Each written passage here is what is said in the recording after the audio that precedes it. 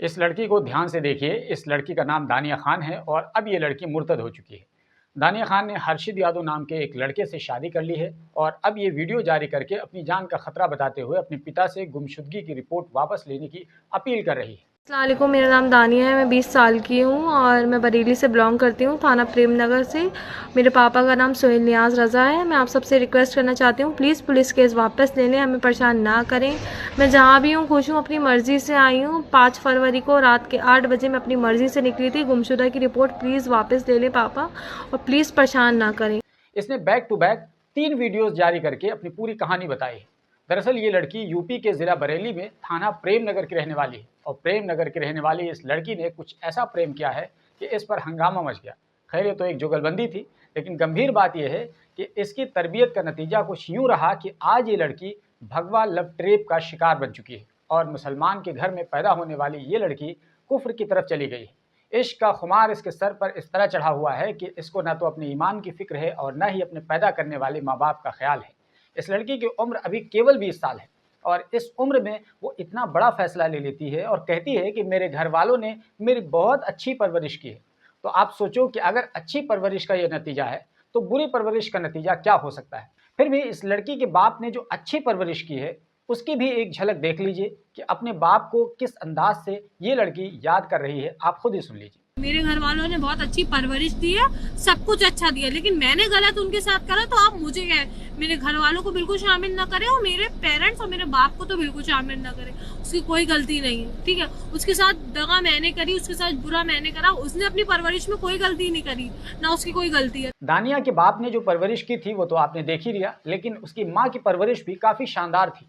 वो भी सुन लीजिए कि दानिया के मुर्तद होने और इस तरह उसके घर से भाग जाने में उसकी माँ का क्या कुछ किरदार रहा है, वो भी देख लीजिए। और मेरे इस केस में सबसे ज़्यादा बड़ा हाथ मेरी माँ का था, क्योंकि मेरी माँ इस केस में पूरी शामिल थी। और मैं ये कह सकती हूँ कि मैंने जो करा उसमें आधे से ज़्यादा जिम्मेदार मेरी माँ थी। और लेकिन अब मैं जहाँ हूँ मैं बहुत खुश हूँ और सेफ़ हूँ। इतना सुनने के बाद अगर आपको लग रहा है कि माँ बाप ने तो बहुत अच्छी परवरिश की थी और शायद पढ़ाई लिखाई भी करवाई थी और 20 साल की उम्र ही में इतनी पढ़ाई लिखाई करवा दी थी कि इसको इतना सबको समझ में आ गया था कि कुल्फी और फालूदे का मुहावरा कितनी सफाई के साथ बोला जाता है, नहीं समझे तो खुद ही सुन लीजिए। सर ट्रोल करना बंद कर दो, हम बहुत खुश हैं और करने से कोई फ़ायदा भी नहीं है। तुम्हारी माँ बहनें थोड़ा मांगी, अपनी माँ बहनों को देखो। हाँ, तुम्हारी माँ बहनें गई हो तो तुम बोलना, नहीं गई है ना तो बस अपनी माँ बहनों को सेव रखो, प्रोटेक्ट करो। दूसरों के फालूदे की कुल्फी छीन के खाने की कोशिश मत करो। क्या तुम्हारी बहन भाग जाए? कहीं तुम्हारी भी बहन भाग जाए। फिर लव ट्रैप करना, ये जहाद करना। हमें इस लड़की के बारे में डर है कि कुछ ही दिनों के बाद या तो इसके काम तमाम कर देने की खबर सामने आएगी या फिर इसको इस्तेमाल करके छोड़ देने की खबर सामने आएगी, क्योंकि अब तक हमने जो भी देखा है वो ऐसा ही देखा है।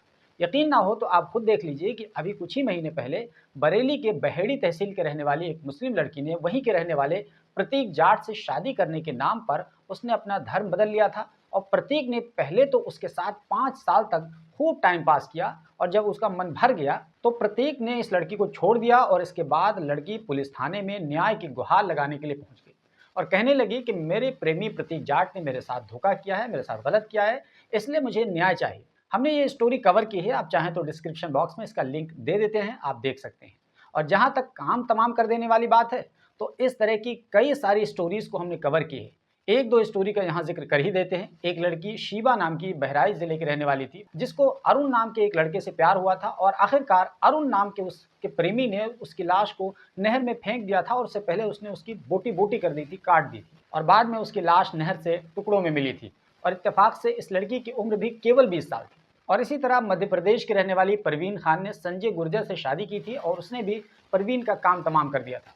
दोस्तों, इस तरह की कहानियां एक नहीं अनगिनत हैं और ऐसी कंडीशन में आम तौर पर इसी तरह का डर बना रहता है कि लड़की की जान को खतरा लगातार जारी रहता है। लेकिन इस उम्र में लड़कियों पर इश्क का भूत इतना सवार रहता है कि वो तब तक नहीं उतरता जब तक कोई घटना ना हो जाए। और इन सब केसेस को अगर आप बारीकी से समझेंगे तो इसमें लड़की के माँ को अक्सर पता होता है लड़की के बारे में, लेकिन माएँ इतनी बेगैरत होती जा रही हैं कि उन्हें अपनी बेटी की अगर इज्जत और ईमान की फिक्र नहीं है तो कम से कम उनकी जान की तो फिक्र कर ही लेनी चाहिए। लेकिन उमूमन ऐसा होता है कि लड़कियां मोटा मोटा मुर्गा फंसाती हैं और उसके बाद जब उनकी माँ को पता चलता है तो माँ के दिल में भी लालच होती है कि उससे कुछ कमाई मिलेगी और उसी लालच के चक्कर में कई माएँ घुन्नी बन करके बैठ जाती हैं और कई बार ऐसा भी होता है कि खुद माँ भी किसी के चक्कर में होती है और बेटी को उसके बारे में पता होता है, तो दोनों एक दूसरे को मना भी नहीं कर सकते हैं और एक दूसरे के खिलाफ भी नहीं जा सकते हैं। और सबसे बड़ी वजह यह है कि ऐसे माँ बाप को जिनको ईमान की कीमत नहीं पता होती है, वो कॉन्वेंट स्कूलों में पढ़ाने के चक्कर में खुली छूट दे देते हैं कि मेरी बेटी तो अंग्रेज़ी बोलेगी, और बेरोक टोक कहीं भी जाने की उन्हें आज़ादी मिल जाती है, पर्सनल मोबाइल रखने की आज़ादी होती है, लाइफ को एंजॉय करने की आज़ादी होती है। और चूँकि ये उम्र ऐसी होती है कि इसमें बहुत ज़्यादा इंसान मैच्योर नहीं होता है, इसलिए वो आसानी के साथ किसी तरफ भी फिसल जाता है और फिर वो कहता है हमने बहुत सोच समझ के फैसला लिया है। और अंत ये होता है कि माँ बाप के साथ साथ बच्चों का भी बेड़ा गर्क हो जाता है। नतीजा फिर इसी तरह का सामने आता है। खैर जो भी हो, लेकिन इस तरह का केस में लड़कियों का ही नुकसान होता है। दोस्तों, वैसे आप देखने वालों को क्या लगता है कि मुस्लिम लड़कियां आखिर मुर्तद क्यों हो रही? और ये भी बताइए कि आखिर इस इर्तिदाद से बचाने का क्या कुछ उपाय हो सकता है?